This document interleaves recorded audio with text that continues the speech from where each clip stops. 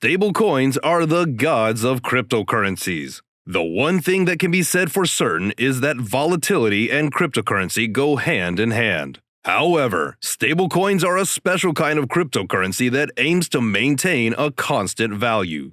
All of them are pegged to the dollar's value, $1.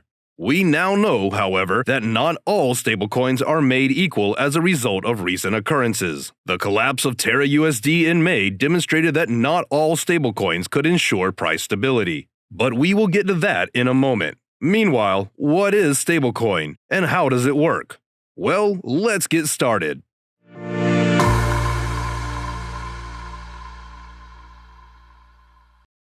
Stablecoins are a type of cryptocurrency that have their value pegged to something else, such as another coin, an item, or a financial instrument.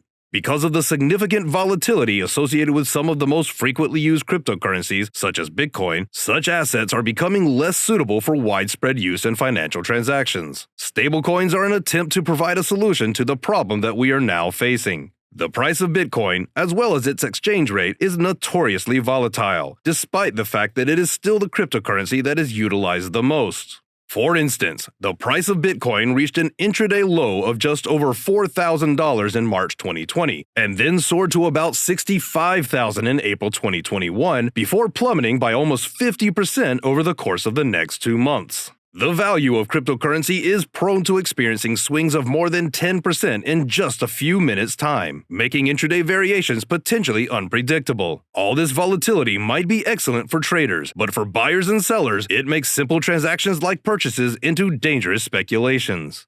Investors in cryptocurrencies who intend to retain them for long-term growth don't want to make a name for themselves by using 10,000 bitcoins to buy 2 pizzas. The majority of businesses do not want to incur a loss, though, if the value of a cryptocurrency declines after they have been paid in it. If a currency that the government does not back is going to function as a medium of exchange, it has to be somewhat stable. This will ensure people who accept that it will continue to have the same purchasing power in the not-too-distant future. Even movements of 1% each day in typical fiat currencies are quite rare in foreign exchange trading. Stablecoins, as their name indicates, have the potential to solve this problem by preserving the value of the cryptocurrency in a consistent manner over a variety of diverse applications.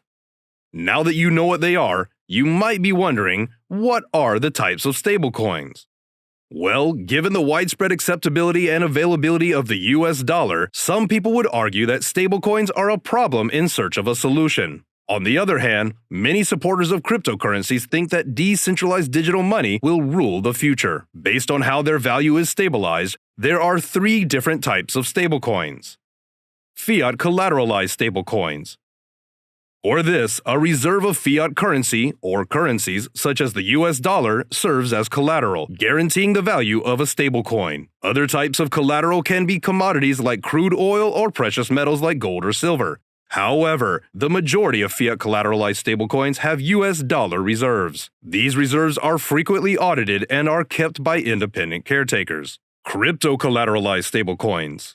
These stablecoins are over-collateralized, meaning that the value of cryptocurrency kept in reserve exceeds the value of the stablecoins issued, because the reserve cryptocurrency may be subject to severe volatility as well. To protect against a 50% drop in the price of the reserve cryptocurrency, a cryptocurrency worth $2 million may be retained as a reserve in order to issue $1 million in a stablecoin backed by cryptocurrency. For instance, MakerDAO's DAI stablecoin is backed by Ethereum and other cryptocurrencies worth 150% of the DAI stablecoin in circulation, while still being linked to the US dollar.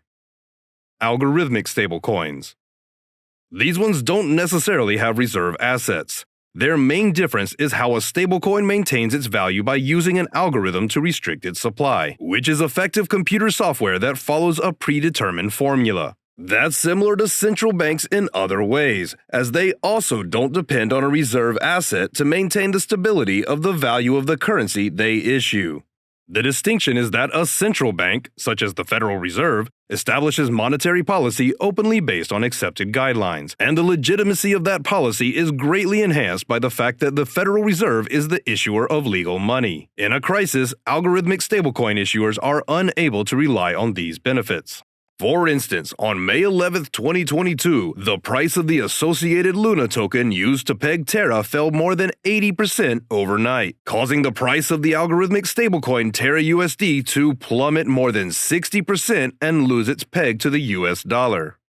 So, how then are stablecoins used?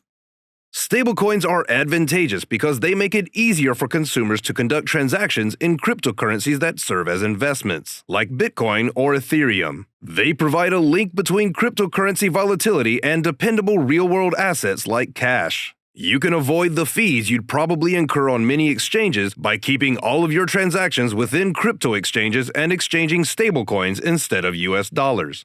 Stablecoins can help you avoid fees and preserve the value of your cryptocurrency during unpredictable trading times because Solana and Ethereum are distinct blockchains and are mostly walled off from one another. The stablecoin serves as the common denominator between the two projects. Although cryptocurrency traders occasionally use stablecoins for more complex investments like staking and lending, most newcomers utilize them to minimize trading costs. Several cryptocurrency exchanges don't charge fees when converting US dollars into stablecoins. For instance, transfers between USD coin and the US dollar are free on Coinbase. However, stablecoins are a type of private money, meaning they are not backed by the government and hence may not be as stable as they're advertised to be, especially in difficult economic circumstances. Concerns about fraud and security are also present. In essence, there is no guarantee that money invested in stablecoins will be recovered. So, how can you tell whether a stablecoin is secure? Well, you must carefully study the issuer's statements for all the details. For instance, check the issuer's reserve records and be very suspicious if they don't furnish any reserve reports. Owners of stablecoins should still pay close attention to the specifics of the coin's backing. For instance, earlier this year, Tether, a stablecoin, had drawn criticism for its reserve releases. And well, we all know what happened. The corporation had revealed in its reserve report for the period ending March 31, 2021, that it has higher reserves than liabilities. On the surface, that seems excellent, but the devil is in the details. The majority of its reserves, roughly 76%, are maintained in cash and cash equivalents, the vast majority of which is short-term corporate debt, also known as commercial paper. Secured loans make up around 13%. Corporate bonds, investments, and precious metals make up close to 10%. Although these other assets frequently behave like genuine cash, they are not actual cash. And if you ever did pay close attention, you'd see that less than 4% of it was genuine cash, and the majority was stored in short-term corporate debt. In an emergency, this business paper is not the same as cash. When it was not most necessary for the Tether token to be completely reserved, those assets, together with the other non-cash assets, would and sure did swiftly lose value if markets fell. Before a stablecoin makes a public commitment to keep at least 100% of its reserves in cash, there is no way to know whether it will be possible to redeem coins for cash. The value of stablecoins may end up being far less stable as a result of the circumstance.